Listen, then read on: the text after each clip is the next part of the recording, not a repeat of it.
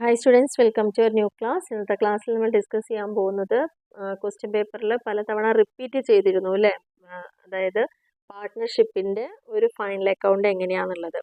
അപ്പോൾ അത് ഞാൻ പറഞ്ഞിരുന്നത് കൊമേഴ്സ് പഠിച്ച ആളുകൾക്ക് മാത്രമേ ചെയ്യാൻ പറ്റുള്ളൂ, അല്ലാത്തവർക്ക് കുറച്ച് ടഫായിരിക്കും എന്ന് പറഞ്ഞിരുന്നു. എന്നിരുന്നാലും ഒരു ക്വസ്റ്റ്യൻ അതുമായി ബന്ധപ്പെട്ട് വരാവുന്ന തരത്തിലുള്ള ഒരു ക്വസ്റ്റ്യൻ ഞാനിവിടെ നിങ്ങൾക്ക് എല്ലാവർക്കും വേണ്ടിയിട്ട് ഒന്ന് ഷെയർ ചെയ്യാണ്. അപ്പോൾ അതൊന്ന് മാക്സിമം മനസ്സിലാക്കുക. പറ്റാവുന്ന അത്രയും കാര്യങ്ങൾ എൻട്രി ചെയ്തുകൊണ്ടെങ്കിലും ഫുൾ മാർക്ക് ഇല്ലെങ്കിലും നമുക്ക് കുറേയൊക്കെ മാർക്ക് അവിടെ അച്ചീവ് ചെയ്യാൻ പറ്റും. അപ്പോൾ ആ രീതിയിൽ തന്നെ നിങ്ങളതൊന്ന് സീരിയസ് ആയി എടുത്ത് മനസ്സിലാക്കുക. അപ്പോൾ ജസ്റ്റ് ഒന്ന് ക്വസ്റ്റ്യൻ പറഞ്ഞു തരാം. അതായത് A and B are partners sharing profits and losses in the proportion of 3:2. അതായത് എയും ബിയും കൂടിയിട്ട് പാർട്ട്ണർഷിപ്പിൽ ഒരു ഫേം സ്റ്റാർട്ട് ചെയ്യണം. അപ്പോൾ അവരെടുത്ത തീരുമാനം അവിടെ ലാഭമാണെങ്കിലും നഷ്ടമാണെങ്കിലും അവർ ഏത് റേഷ്യോയിൽ വീതിക്കും? 3:2 വീതിക്കാൻ പോകുന്നത്.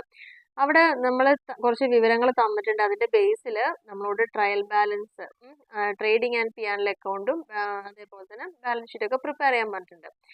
ഇനി നമുക്ക് തന്ന ഇൻഫർമേഷൻ ഓരോന്നായി ശ്രദ്ധിക്കാം. Write off 250 from office furniture. Office ഫർണിച്ചറിൽ 250 രൂപ നമ്മൾ റൈറ്റ് ഓഫ് ചെയ്യണം. അതേപോലെ തന്നെ 10% on plant and machinery. Plant and മെഷീനറിയിൽ 10% നമ്മൾ ഡിപ്രീസിയേഷൻ കണക്കാക്കുക. മോട്ടോർ വാനിന് 20%. ഇനി രണ്ടാമത്തിൽ പറയുന്നത് റിസർവ് ക്രിയേറ്റ് ചെയ്യാൻ പറഞ്ഞിട്ടുണ്ട്. ഡെറ്റേഴ്സിൻ്റെ മുകളിൽ 5% എന്ന് പറഞ്ഞിട്ടുണ്ട്. നമ്മളോട് അഡ്വർടൈസിങ് എക്സ്പെൻസ് എത്രയാണോ വരുന്നത് അതിൻ്റെ 1/5 റൈറ്റ് ഓഫ് ചെയ്യാൻ പറഞ്ഞിട്ടുണ്ട്. നാലാമത്തത് partners are entitled to interest at 5% per annum. അതായത് ഇവർ ക്യാപിറ്റൽ കൊണ്ടുവന്നുകൊണ്ട് അതിന് എന്തുണ്ട്, ഇൻട്രസ്റ്റ് കൊടുക്കുന്നുണ്ട്. അത് 5% ആണ്. ഇനി പറഞ്ഞിരിക്കുന്നത് ഇവിടെ ബി എന്ന് പറയുന്ന പാർട്ട്ണർക്ക് സാലറി കൊടുക്കുന്നുണ്ട് 1800 രൂപ. ഓക്കെ, ഇനി ട്രയൽ ബാലൻസ് തന്നിരിക്കുന്ന ഡീറ്റെയിൽസ് എന്തൊക്കെയാണെന്ന് നോക്കാം. അപ്പോൾ ഈ കാര്യങ്ങളൊന്ന് ഓർത്ത് വെക്കാം, കാരണം നമ്മൾ ഈ പേജിൽ ചെയ്യുന്ന കാരണം നിങ്ങൾക്ക് എത്രത്തോളം ഇത് ക്ലിയർ ആയി മനസ്സിലാവും എന്ന് അറിയില്ല. എന്നിരുന്നാലും ഒന്ന് ട്രൈ ചെയ്യാം. അപ്പോൾ ജസ്റ്റ് ഇങ്ങനെയൊക്കെ കൊടുക്കാൻ പറഞ്ഞൊരു കാര്യവും പാർട്ട്നേഴ്സിന് ഇൻട്രസ്റ്റ് ചാർജ് ചെയ്യുന്നതും സാലറി കൊടുക്കുന്നത് ഇത്രയും ഓർത്ത് വയ്ക്കുക. അവർ റേഷ്യോ 3:2 ഡിവൈഡ് ചെയ്യുന്നുണ്ട് പ്രോഫിറ്റ് എന്നുള്ളത് ഓർത്ത് വയ്ക്കാം. ഓക്കെ, ഇനി ട്രയൽ ബാലൻസ് ഇവിടെ ഓൾറെഡി ക്വസ്റ്റ്യനിൽ തന്നിട്ടുണ്ട്. അതായത് എയുടെ ക്യാപിറ്റൽ അക്കൗണ്ട് എന്ന് പറയുന്നത് ക്രെഡിറ്റ് ബാലൻസിൽ കിടക്കുന്നത് എത്രയാണ്? 65,000 കിടക്കുന്നുണ്ട്. പിന്നെ എയുടെ ഡ്രോയിങ്സ് വരുന്നുണ്ട് 4,000 ആണ് എയുടെ ഡ്രോയിങ്സ് പറഞ്ഞിരിക്കുന്നത്. ഇനി അതേപോലെ തന്നെ നമ്മുടെ ബിയുടെ ക്യാപിറ്റൽ അക്കൗണ്ട് ഇവിടെ പറഞ്ഞിട്ടുണ്ട്. ബിയുടെ ക്യാപിറ്റൽ അക്കൗണ്ട് പറഞ്ഞാൽ 40,000 ആണ്. ബിയുടെ ഡ്രോയിങ്സ് അക്കൗണ്ട് പറയുന്നത് 3,000 ആണ്. ഗുഡ് വില്ല് 40,000 ഇവിടെ പറയുന്നുണ്ട്. അതേപോലെ sales 1,60,000, creditors, return inwards, outward ഒക്കെ തന്നിട്ടുണ്ട്. ബിൽസ് പേയബിൾ, പിന്നെ അതേപോലെ office furniture, purchase, debtors, return inward, rent, postage, advertising, stock on first എന്ന് പറയുന്ന ഓപ്പണിംഗ് സ്റ്റോക്കാണ്. ഓക്കെ, സ്റ്റോക്ക് എന്ന് പറയുന്നത്. ഇനി cash in hand, wage, telephone charge, salary, just item മാത്രം ഒന്ന് വായിക്കുക. അതൊക്കെ ഡെബിറ്റിലാണല്ലോ, കാരണം അതൊക്കെ എക്സ്പെൻസുകളാണ്. ഓക്കെ, ക്രെഡിറ്റിലൊന്നുമില്ല, അവിടെ ഒന്നുമില്ല. Carriage inward, motor van, plant machinery, അങ്ങനെ കുറച്ച് ഐറ്റംസ് ഇവിടെ തന്നിട്ടുണ്ട്. ക്ലിയർ ആണല്ലോ. അപ്പോൾ നമ്മളോട് ഫസ്റ്റ് കുറച്ച് ഇൻഫർമേഷൻ തന്നു. 2 പാർട്ട്നേഴ്സ് ഉണ്ട് പറഞ്ഞു, ഇൻട്രസ്റ്റ് ചാർജ് ചെയ്യുന്നുണ്ട് പറഞ്ഞു, ഒരാൾക്ക് സാലറി കൊടുക്കുന്നുണ്ട് പറഞ്ഞു. അപ്പോൾ 2 ആളുകളുടെയും ക്യാപിറ്റൽ അക്കൗണ്ടും തന്നിട്ടുണ്ട്, അവരുടെ ഡ്രോയിങ്സും തന്നിട്ടുണ്ട്. അപ്പോൾ ആ ഡ്രോയിങ്സിൻ്റെ മുകളിൽ ആണ് ഇൻട്രസ്റ്റ്, ഡ്രോയിങ്സും തന്നിട്ടുണ്ട്. അപ്പോൾ ഇതിൻ്റെ ബേസിലാണ് നമ്മളോട് പറഞ്ഞിരിക്കുന്നത് ചെയ്യാൻ വേണ്ടി. അപ്പോൾ ഫസ്റ്റ് നമ്മൾ ചെയ്യുന്നത് എന്താണ്? Trading and profit and loss account ചെയ്യുന്നുണ്ട്. ഓക്കെ, അപ്പോൾ trading and profit and loss account ചെയ്യുമ്പോൾ ആദ്യം പറഞ്ഞ പോലെ തന്നെ നമുക്ക് പ്രത്യേകിച്ച് ആദ്യം തന്നെ നമ്മൾ എഴുതുന്നൊരു ഐറ്റം എന്താണ്? ടു ഓപ്പണിംഗ് സ്റ്റോക്ക് അല്ലേ, January 2019 ഓപ്പണിംഗ് സ്റ്റോക്ക് നമ്മുടെ ക്വസ്റ്റ്യനിൽ ഇവിടെ ഓൾറെഡി തന്നിട്ടുണ്ട്. 11,500 തന്നിട്ടുണ്ട്. ഓക്കെ, സ്റ്റോക്ക് 11,500 തന്നെ. അപ്പോൾ ആദ്യം നമ്മൾ അതെടുത്ത് എഴുതി. അടുത്തത് സാധാരണ ഈ ഫോർമാറ്റ് എല്ലാവരും പഠിച്ചു വയ്ക്കുക. ഫസ്റ്റ് ഓപ്പണിംഗ് സ്റ്റോക്ക് എഴുതുക. അത് കഴിഞ്ഞാൽ നമ്മുടെ കയ്യിൽ പർച്ചേസസ് തന്നിട്ടുണ്ട്. ആ പർച്ചേസ് എടുത്ത് എല്ലാ ഐറ്റംസും എടുത്ത് എഴുതേ വേണ്ടല്ലോ. അപ്പോൾ നിങ്ങൾ എന്തായാലും ഈ ഐറ്റംസ് എവിടെ വരണമെന്ന് പഠിച്ചു വയ്ക്കുക. ഓക്കെ, നിങ്ങൾ ഫൈനലി ചെയ്ത് കിട്ടുന്ന ആൻസർ ചിലപ്പോൾ തെറ്റായിരിക്കാം, എങ്കിൽ പോലും നിങ്ങൾ ഫോർമാറ്റ് വരയ്ക്കുക നിർബന്ധമായിട്ട്. ട്രേഡിംഗ് ആൻഡ് പി&എൽ അക്കൗണ്ടും ബാലൻസ് ഷീറ്റൊക്കെ ഫോർമാറ്റ് കൃത്യമായിട്ട് പഠിച്ചു വയ്ക്കുക. പിന്നെ കുറേ ഐറ്റം ഇങ്ങനെ കാണുമ്പോൾ എവിടേക്കോ അത് വരുന്നത് നിങ്ങൾക്ക് ഒരു ഐഡിയ കിട്ടുമല്ലോ. എക്സ്പെൻസുകളെല്ലാം ട്രേഡിങ്ങിൻ്റെയും പി&എല്ലിൻ്റെയും ഒക്കെ ഡെബിറ്റ് സൈഡിൽ കാണിക്കുക, ഇൻകം എല്ലാം ക്രെഡിറ്റ് സൈഡിൽ കാണിക്കുക. ഓക്കെ, അപ്പോൾ ഇതിൽ നമ്മൾ ഫസ്റ്റ് ഇതിന്റെ ഫോർമാറ്റ് തന്നെ ഫസ്റ്റ് എഴുതുക ഓപ്പണിംഗ് സ്റ്റോക്ക് എഴുതുക, പിന്നെ ടു പർച്ചേസ് ഇവിടെ തന്നതാണ് കേട്ടോ എല്ലാം എടുത്ത് എഴുതുന്നത്. ടു പർച്ചേസ് ഉണ്ട്, ആ പർച്ചേസിന്ന് റിട്ടേൺസ് ഉണ്ട്. റിട്ടേൺസ് ഉണ്ടെങ്കിൽ നമ്മൾ ലെസ് ചെയ്യണമെന്ന് പറഞ്ഞിട്ടുണ്ട്. അപ്പൊ അത് 2500, അതായത് ഇവിടെ ക്വസ്റ്റ്യനിൽ പറഞ്ഞിരിക്കുന്ന കാര്യം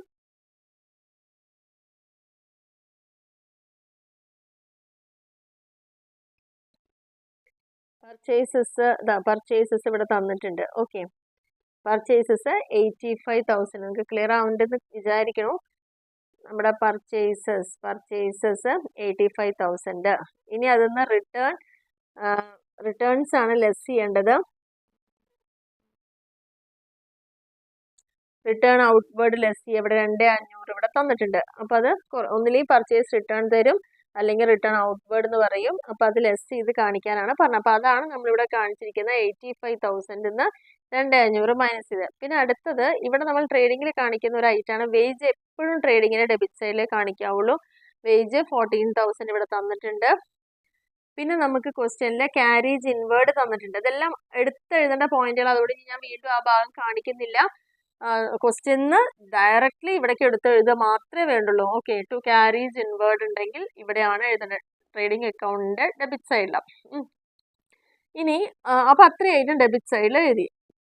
ഈ അക്കൗണ്ടിന്റെ ഈ ഭാഗമാണ് നമ്മുടെ ക്രെഡിറ്റ് സൈഡ് എന്ന് പറയുന്നത്. ഇവിടെ ഡെബിറ്റ് സൈഡിലും ക്രെഡിറ്റ് സൈഡില് നമ്മൾ ചെയ്യേണ്ട ഒരു കാര്യം എന്ന് പറഞ്ഞാൽ ഫസ്റ്റ് എഴുതേണ്ടതായിട്ട് എന്താ, സെയിൽസ്. ഇപ്പുറത്ത് പർച്ചേസ് എഴുതിയ പോലെ ഇവിടെ നമ്മൾ എഴുതേണ്ടത് ബൈ സെയിൽസ്. സെയിൽസും ഓൾറെഡി ഇവിടെ തന്നിട്ടുണ്ട് ക്വസ്റ്റ്യനിൽ ഡയറക്റ്റ് ആയിട്ട് 1,16,000 കേട്ടോ. അത് അങ്ങനെ എടുത്തെഴുതേ വേണ്ടുള്ളൂ. അപ്പൊ പർച്ചേസും നമ്മൾ എന്താ കുറച്ചത്, റിട്ടേൺ ഔട്ട്വേർഡ് കുറച്ചു. അപ്പൊ ഇവിടുത്തെ റിട്ടേൺ എന്താ, റിട്ടേൺ ഇൻവേർഡ് ആണ്. ഓക്കെ, അപ്പൊ റിട്ടേൺ ഇൻവേർഡ് എന്ന് പറഞ്ഞിട്ടുണ്ടെങ്കിൽ ഇവിടെ കുറയ്ക്കുക, കുറച്ചിട്ട് ബാലൻസ് എഴുതി. പിന്നെ ഇവിടെ കാണിക്കേണ്ട റൈറ്റാണ് ക്ലോസിംഗ് സ്റ്റോക്ക്. ഈ ക്ലോസിംഗ് സ്റ്റോക്ക് എവിടെയാ കിട്ടുക, നമ്മുടെ അഡീഷണൽ ഇൻഫർമേഷൻ ആയിട്ടുള്ള കുറച്ച് ഇൻഫർമേഷൻ ഇവിടെ തരില്ലേ, അതിലാണ് നമ്മുടെ ക്ലോസിംഗ് സ്റ്റോക്ക് ഉണ്ടായിരിക്കുക. അപ്പോൾ ആ ക്ലോസിംഗ് സ്റ്റോക്ക് അതിലെടുത്ത് എഴുതുക. 12,500 എന്നുള്ളത് എടുത്തെഴുതുക.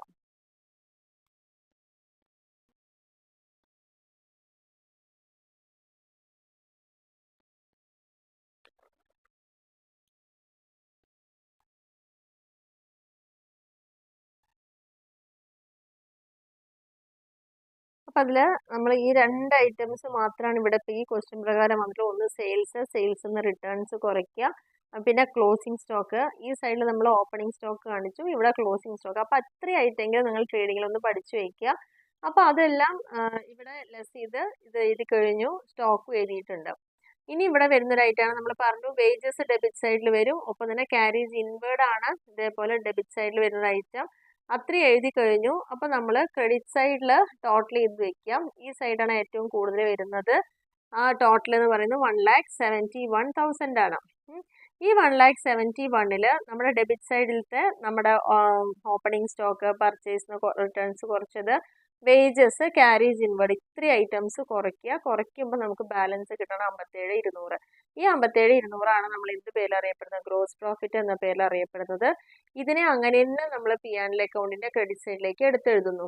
ഓക്കെ, ഇനി പ്രോഫിറ്റ് ആൻഡ് ലോസ് അക്കൗണ്ടിൽ ഇതാണ് നമുക്ക് ഉള്ള പ്രോഫിറ്റ് എന്നാണ് കാണിക്കുന്നത്. ഈ പ്രോഫിറ്റിൽ നിന്ന് നമ്മൾ കൊടുക്കുന്ന ചെലവുകൾ എന്തൊക്കെയാണ്, സാലറി കൊടുക്കുന്നുണ്ട്, റെന്റ് കൊടുക്കുന്നുണ്ട്, പോസ്റ്റേജ്, അഡ്വർടൈസ്മെന്റ്. നമ്മളോട് നേരത്തെ ക്വസ്റ്റ്യൻ സ്റ്റാർട്ട് ചെയ്യുമ്പോൾ തന്നെ പറഞ്ഞു 1/5 റൈറ്റ് ഓഫ് ചെയ്യണമെന്ന് പറഞ്ഞിട്ടുണ്ടായിരുന്നു. അപ്പോൾ 1/5 റൈറ്റ് ഓഫ് ചെയ്യാന്ന് പറഞ്ഞാൽ നമ്മുടെ ക്വസ്റ്റ്യനിൽ അഡ്വർടൈസിങ്ങിന് ആകെയുള്ള തുകയാണ് 9,000. ആ 9,000ന്റെ 1/5 എത്രയാ നോക്കുക, 1,800. ആ 1,800 നമ്മൾ റൈറ്റ് ഓഫ് ചെയ്യുന്നതുകൊണ്ട് അത് എവിടെ കാണിക്കുക, P&L അക്കൗണ്ടിൽ കാണിക്കുക. ടെലിഫോണ്, പ്രിന്റിങ്, കമ്മീഷൻ ഇതെല്ലാം എടുത്തെഴുതേ വേണ്ടുള്ളൂ, അതുകൊണ്ട് ഞാൻ ഡീറ്റെയിൽ ആയി പറയുന്നില്ല. ബാഡ് ഡെറ്റിന്റെ പ്രൊവിഷൻ 2025. അപ്പോൾ ഡെറ്റേഴ്സിന്റെ മുകളിൽ 5% ക്രിയേറ്റ് ചെയ്യാൻ പറഞ്ഞിട്ടുണ്ട്. അപ്പോൾ ഡെറ്റേഴ്സ് എത്രയാണ് നമ്മുടെ എന്നുള്ളത് നോക്കുക.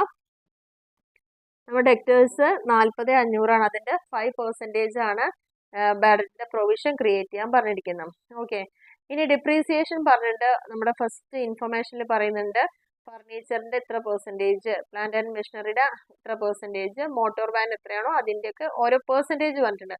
ആ പെർസെൻറ്റേജ് കണ്ട എമൗണ്ടുകളാണ് ഇതെല്ലാം. അപ്പോൾ ഇത്രയും എഴുതി കഴിഞ്ഞാൽ നമുക്ക് പ്രോഫിറ്റ് ആൻഡ് ലോസ് അക്കൗണ്ടിന്റെ എന്ത് മാത്രമല്ല ഇപ്പുറത്ത് പ്രോഫിറ്റും ഇതെല്ലാം ആ പ്രോഫിറ്റ് കൊടുക്കുന്ന ചെലവുകളുമാണ്. അപ്പൊ ഈ ചെലവെല്ലാം കൊടുത്തതിന് ശേഷം കിട്ടുന്ന ബാലൻസിനെയാണ് എന്ത് പറയുന്നത്, നമ്മള് നെറ്റ് പ്രോഫിറ്റ് എന്ന് പറയുന്നത്. ഈ നെറ്റ് പ്രോഫിറ്റ് എന്ന് പറയുന്നത് എവിടുന്ന് കിട്ടിയതാണ്, ഈ ടോട്ടലിൽ നിന്ന് ഇത്രയും എക്സ്പെൻസുകൾ കുറച്ച് കഴിഞ്ഞാൽ ബാലൻസ് കിട്ടുന്നതാണ് ഈ പ്രോഫിറ്റ്. ഇതാണ് നെറ്റ് പ്രോഫിറ്റ്. ക്ലിയർ? ഇനി ഇത്രയും കാര്യങ്ങൾ നമ്മൾ കോമൺ ആയി ചെയ്യേണ്ടതാണ്. പാർട്ട്ണർഷിപ്പ് ആണെങ്കിൽ ഒരു അക്കൗണ്ട് അഡീഷണൽ നമ്മൾ ചെയ്യണം. അതിനാണ് എന്ത് പറയുന്നത്, profit and loss appropriation account എന്ന് പറയുന്നത്. അതായത് ഇവിടെ നമ്മൾ ചെയ്യുന്ന കാര്യം, ഈ കിട്ടിയിരിക്കുന്ന പ്രോഫിറ്റില്ലേ, ഈ പ്രോഫിറ്റിനെ നമ്മൾ അങ്ങനെ ഈ അപ്രോപ്രിയേഷന്റെ ക്രെഡിറ്റ് സൈഡിലേക്ക് എടുത്തെഴുതുക. അതാണ് ഫസ്റ്റ് ചെയ്യേണ്ട കാര്യം. എടുത്തെഴുതിയതിന് ശേഷം ഈ 23,213 രൂപ പ്രോഫിറ്റിൽ നിന്ന് നമ്മൾ എന്തൊക്കെ കൊടുക്കണം, ക്വസ്റ്റ്യനിൽ പറഞ്ഞിട്ടുണ്ട് ബിക്ക് സാലറി കൊടുക്കുന്നുണ്ട് എന്ന് പറഞ്ഞിട്ടായിരുന്നു 1,800. ഓക്കെ, 1,800. അപ്പൊ ബിക്ക് ആയിരുന്നു കൊടുത്തു. ഇനി പറഞ്ഞിരിക്കുന്നത് ഇവരൊക്കെ ക്യാപിറ്റൽ കൊണ്ടുവന്നിട്ടുണ്ടല്ലോ, എയും ബിയും ക്യാപിറ്റൽ കൊണ്ടുവന്നിട്ട് അതിന്റെ 5% ഇൻട്രസ്റ്റ് കൊടുക്കുന്നുണ്ട് എന്ന് പറഞ്ഞു. അപ്പൊ എയുടെ ക്യാപിറ്റൽ എത്രയാന്നുള്ളത് നോക്കാം. എയുടെ ക്യാപിറ്റൽ നമ്മൾ നോക്കിയല്ലോ, എത്ര രൂപയെ കൊണ്ടുവന്ന ക്യാപിറ്റൽ 65,000. ഇതാണ് പറഞ്ഞ നമ്മൾ നേരത്തെ ചെയ്ത ആ കാര്യങ്ങളൊക്കെ. കാരണം എന്താ, ഫർണിച്ചറിന് 250 കുറച്ചു, 10% കൊടുത്തു, റിസർവ് ക്രിയേറ്റ് ചെയ്തു, 1/5 അഡ്വർടൈസ്മെന്റ് ചെയ്തു, അതേപോലെ പാർട്ട്നേഴ്സിന് ഇൻട്രസ്റ്റ് 5%, സാലറി 1,800 പറഞ്ഞു. അപ്പൊ ഇവിടെ 65,000 ആണ് എയുടെ ക്യാപിറ്റൽ. അതിന്റെ എത്ര പെർസെൻറ്റേജാ കാണാൻ പറഞ്ഞ 5%. അതേപോലെ ബിയുടെ ക്യാപിറ്റലിന് 5%. ഇത് ഓർത്ത് വെക്കുക കേട്ടോ.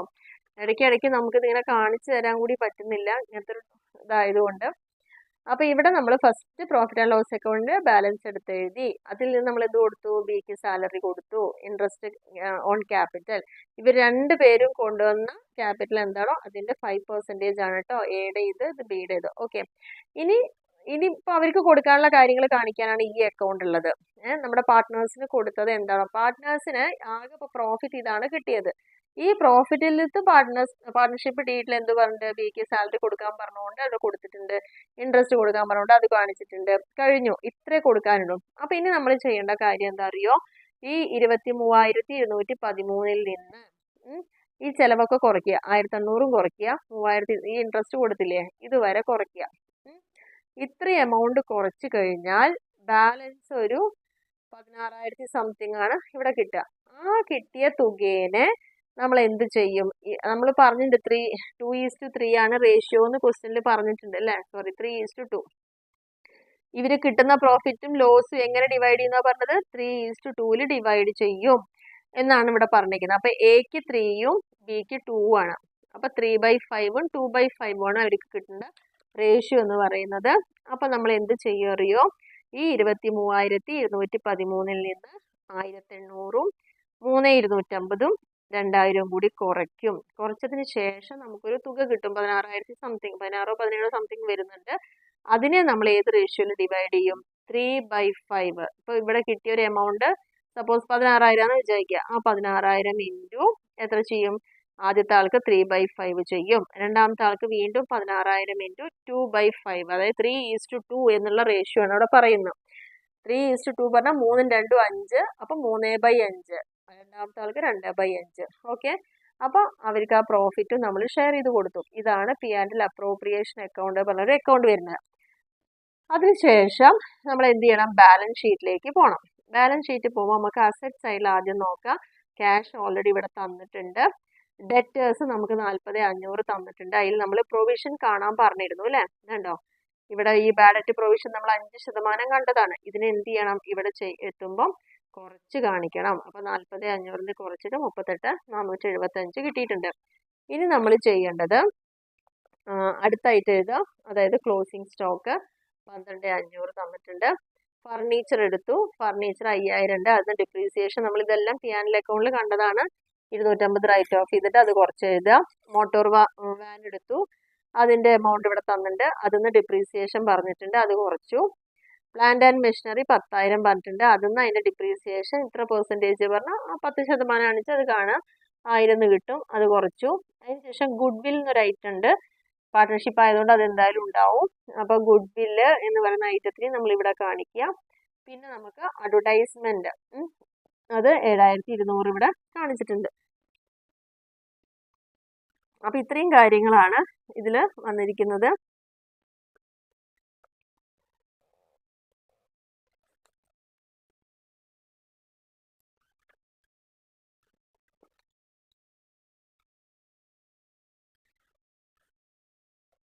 അപ്പോൾ ഈ അഡ്വർടൈസ്മെന്റ് ഇവിടെ എഴുതുന്ന സമയത്ത് നമുക്ക് 9,000 ആയിരുന്നു അഡ്വർടൈസ്മെന്റ് ഉണ്ടായിരുന്നത്. അതിന്റെ 1/5 റൈറ്റ് ഓഫ് ചെയ്യാൻ പറഞ്ഞു. അപ്പോൾ 1,800 നമുക്ക് P&L അക്കൗണ്ടിൽ കിട്ടിയിട്ടുണ്ടായിരുന്നത്. അപ്പോൾ ആ എമൗണ്ട് കുറച്ചിട്ടാണ് ഇവിടെ കാണിച്ചിരിക്കുന്നത് കേട്ടോ. 1/5 കുറച്ചിട്ട് 1,800 കുറച്ചിട്ട് 1,800 കുറച്ചിട്ട് 1,800 കുറച്ചിട്ട് 9,000 1,800 കുറച്ച് 7,200 ഇവിടെ എഴുതിയിരിക്കുന്നത്. അപ്പൊ ഇത്രയും കഴിഞ്ഞു. ഇനി ബാലൻസ് ഷീറ്റിന്റെ ലയബിലിറ്റി സൈഡ് നോക്കുക. ഫസ്റ്റ് നമ്മൾ ക്രെഡിറ്റേഴ്സ് എഴുതി, അതൊക്കെ അതിൽ തന്ന കാര്യം. ബിൽസ് പേയബിൾ ഉണ്ട്, ബിൽസ് പേയബിൾ എഴുതുക. ഇനി എഴുതേണ്ട ഐറ്റം നമ്മൾ സാധാരണ ക്യാപിറ്റൽ അക്കൗണ്ട് എന്ന് മാത്രമാണ് ഇവിടെ കാണിക്കാറുള്ളത്. അപ്പോൾ ക്യാപിറ്റൽ അക്കൗണ്ട് ഇവിടെ കൃത്യമായിട്ട് എയും ബിയും തന്നുകൊണ്ട് അത് അങ്ങനെ തന്നെ കാണിക്കണം. അപ്പോൾ എയുടെ ക്യാപിറ്റൽ ആദ്യം 65,000 എഴുതി. എക്ക് എന്തുണ്ട്, ഇൻട്രസ്റ്റ് കൊടുത്തിട്ടുണ്ട്. അപ്പം ആഡ് ഇൻട്രസ്റ്റ് 3,250.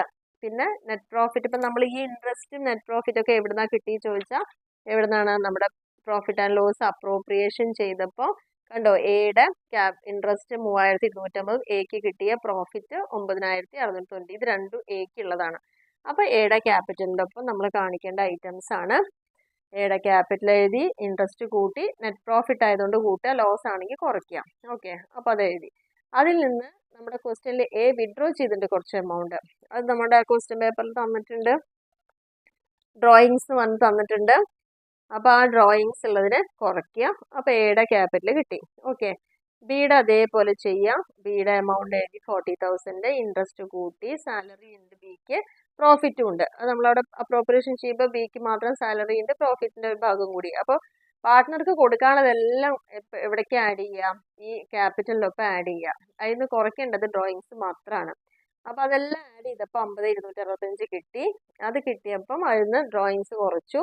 അപ്പോൾ നമുക്ക് ആകെ ഈ സൈഡ് എന്തേ വന്നിട്ടുള്ളൂ, രണ്ടുപേരുടെ ക്യാപിറ്റലും പിന്നെ അതേപോലെ തന്നെ ക്രെഡിറ്റേഴ്സും ബിൽസ് പേയബിളും മാത്രമാണ് നമുക്ക് ബാലൻസ് ഷീറ്റിന്റെ ഈ സൈഡിൽ വന്നിട്ടുള്ളൂ. അപ്പോൾ ഇത്രയാണ്. അപ്പോൾ ഈ രണ്ട് സൈഡ് ചെയ്ത് കഴിഞ്ഞപ്പം നമുക്ക് ഈക്വൽ ആയിട്ട് കിട്ടി. ഇങ്ങനെയാണ് പാർട്ട്ണർഷിപ്പ് എന്നൊരു പ്രോബ്ലം വന്നാൽ നമ്മൾ ചെയ്യേണ്ട കാര്യം. അപ്പോൾ എല്ലാവർക്കും ക്ലിയർ ആയി എന്ന് വിചാരിക്കുന്ന ഒരു ക്വസ്റ്റ്യൻ കിട്ടിക്കഴിഞ്ഞാൽ ഇവിടെ നിങ്ങൾ എന്തായാലും പാർട്ട്ണർഷിപ്പ് വരികയാണെങ്കിൽ ഇത്തരത്തിൽ ട്രേഡിങ്ങും അതേപോലെ പ്രോഫിറ്റ് ആൻഡ് ലോസ് അക്കൗണ്ട് സാധാരണ ചെയ്യുന്ന പോലെ തന്നെ എല്ലാം ചെയ്യുക. ചെയ്തതിന് ശേഷം നമ്മൾ ഒരു അപ്രോപ്രിയേഷൻ അക്കൗണ്ട് പ്രിപ്പയർ ചെയ്യുക. അവിടെ മനസ്സിലാക്കേണ്ട കാര്യം ഇത്രയേ ഉള്ളൂ. നിങ്ങൾക്ക് എന്താണോ ട്രേഡിംഗ് അക്കൗണ്ടിൽ അല്ല പ്രോഫിറ്റ് ആൻഡ് ലോസ് അക്കൗണ്ടിന്റെ നെറ്റ് പ്രോഫിറ്റ് കിട്ടുന്നത്, ആ പ്രോഫിറ്റ് ആദ്യം ഇവിടേക്ക് എടുത്തെഴുതുക. എടുത്തെഴുതിയതിനു ശേഷം പാർട്ട്ണർക്ക് എന്തൊക്കെ കൊടുക്കേണ്ടതെന്ന് ക്വസ്റ്റ്യനിൽ വായിക്കുക. ആ കൊടുക്കണതെല്ലാം ഈ പ്രോഫിറ്റ് എന്നാണ്. അപ്പോൾ അതെല്ലാം അവിടെ ഇങ്ങനെ എഴുതി വെക്കുക. എന്നിട്ട് ബാലൻസ് എന്ത് കിട്ടുന്നോ ആ കിട്ടുന്ന ലാഭത്തിന് എന്ത് ചെയ്യും, ആ രണ്ടുപേരുടെ റേഷ്യോ എത്രയാണെന്ന് വെച്ചാൽ ആ ലാഭത്തിന് ഇവിടെ വീതിച്ചു കൊടുക്കുക. അപ്പോൾ അവർക്ക് അവരുടെ പ്രോഫിറ്റിന്റെ ഷെയറും കൂടി ഇവിടെ വരും. ഇനി ഓർത്ത് വെക്കേണ്ട കാര്യം, ബാലൻസ് ഷീറ്റ് എല്ലാം നമ്മൾ സാധാരണ ചെയ്യണ പോലെ തന്നെയാണ്. അതെല്ലാം ചെയ്യുമ്പോൾ ഇവിടെ വരുന്ന വ്യത്യാസം എന്ന് പറയുന്നത്, നമ്മൾ ഇത് സാധാരണഗതിയിൽ എഴുതുന്ന സമയത്ത് ക്യാപിറ്റലിന് മാത്രമേ അവിടെ എഴുതാറുള്ളൂ അല്ലേ. പ്രത്യേകിച്ച് എന്ത് ക്യാപിറ്റൽ ഏതാണെന്നും നമുക്കറിയില്ല. പക്ഷെ പാർട്ട്ണർഷിപ്പ് ആയതുകൊണ്ട് ഓരോ വ്യക്തികളുടെ എടുത്ത് എഴുതാം. ഓക്കെ, ബാക്കി എല്ലാ ഐറ്റം സെയിം തന്നെയാണ്. അപ്പോൾ എ എന്ന് പറയുന്ന ആളുടെ ക്യാപിറ്റൽ, പിന്നെ അയാൾക്ക് എന്തൊക്കെ കൊടുത്തു അതെല്ലാം ആഡ് ചെയ്യുക. അതിൽ നിന്ന് അയാൾ വിഡ്രോ ചെയ്ത എമൗണ്ട് ഉണ്ടെങ്കിൽ അത് മാത്രം കുറയ്ക്കുക. അങ്ങനെ രണ്ട് പാർട്ട്നേഴ്സിൻ്റെ എഴുതണം. അപ്പോൾ നമുക്കിത് ഏകദേശം ടാലി ആവും. ഇനി നിങ്ങൾ ചെയ്ത പ്രോബ്ലംസ് ടാലി ആയി വന്നില്ലെങ്കിലും സങ്കടപ്പെടേണ്ട കാര്യമില്ല. കാരണം എന്താ വെച്ചാൽ ഇത്രയും ഐറ്റംസ് നിങ്ങൾ കറക്റ്റ് ആയിട്ടുള്ള പൊസിഷനിൽ എടുത്ത് എഴുതിയിട്ടുണ്ടെങ്കിൽ തന്നെ നിങ്ങൾക്ക് ഇവിടെ മാർക്ക് കിട്ടും. അപ്പോൾ 10 മാർക്കിൻ്റെ ഒരു ക്വസ്റ്റ്യൻ ആണെങ്കിലും നിങ്ങൾക്ക് ഇപ്പോൾ ലാസ്റ്റ് കിട്ടിയ ആൻസർ ഒന്നും തുല്യമായിട്ടില്ലെങ്കിൽ പോലും നിങ്ങൾ ഐറ്റംസ് എഴുതിയത് കുറേയൊക്കെ ശരിയാണെങ്കിൽ അവിടെ ഒരു 5 മാർക്ക് വരെയൊക്കെ നിങ്ങൾക്ക് 5 to 8 വരേക്കൊക്കെ നേടാൻ സാധിക്കും. അപ്പോൾ അങ്ങനെയെങ്കിലും നിങ്ങൾ ഒരു മാർക്ക് സ്കോർ ചെയ്യാൻ വേണ്ടിയിട്ട് ഈ ഒരു സെക്ഷൻ വന്നു കഴിഞ്ഞാൽ ഈ രീതിയിൽ വേണം അത് ഹാൻഡിൽ ചെയ്യാൻ വേണ്ടിയിട്ട്. ഓക്കെ.